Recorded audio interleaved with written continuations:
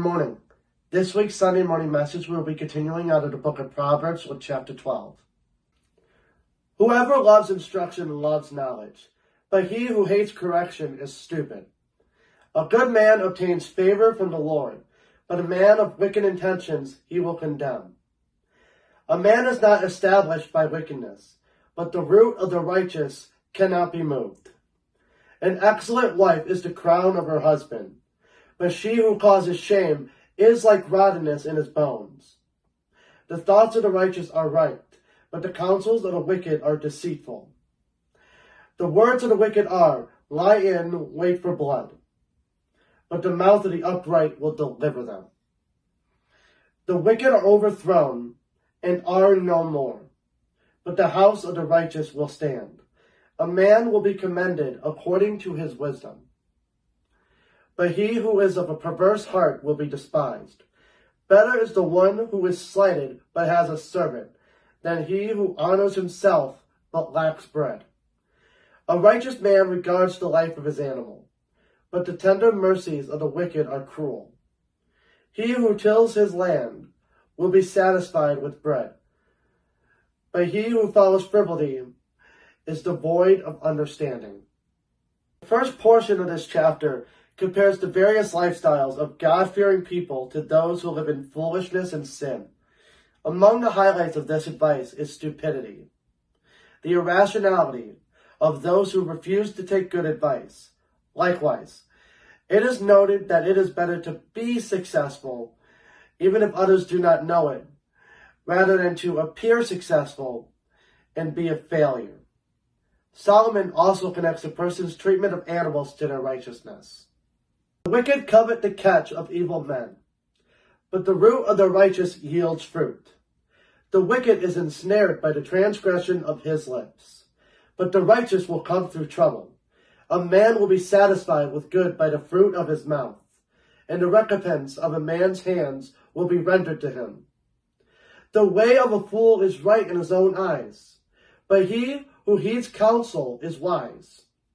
A fool's wrath is known at once, but a prudent man covers shame. He who speaks truth declares righteousness, but a false witness deceit. There is one who speaks like the piercings of a sword, but the tongue of the wise promotes health. The truthful lip shall be established forever, but a lying tongue is but for a moment.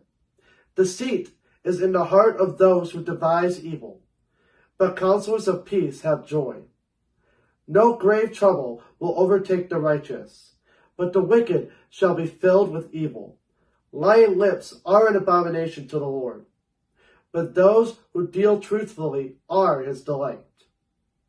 A prudent man conceals knowledge, but the heart of fools proclaims foolishness.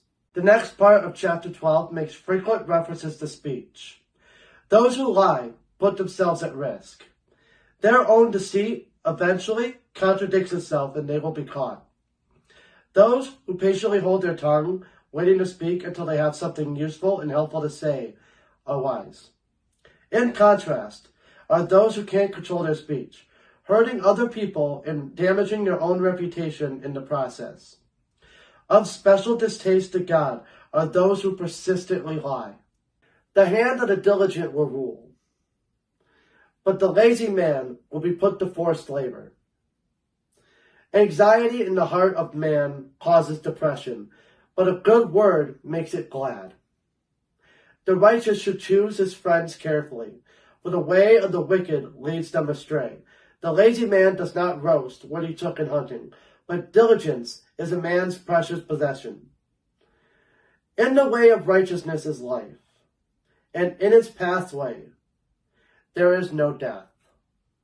The last statements of this chapter return to the opposing results of godliness versus sin. Hard work, honesty, goodness, and kind words benefit a person and those around him. Laziness, lies, and rebellion against God are paths to disaster. Thank you for watching. Next week, we'll be continuing the book of Proverbs with chapter 13. God bless.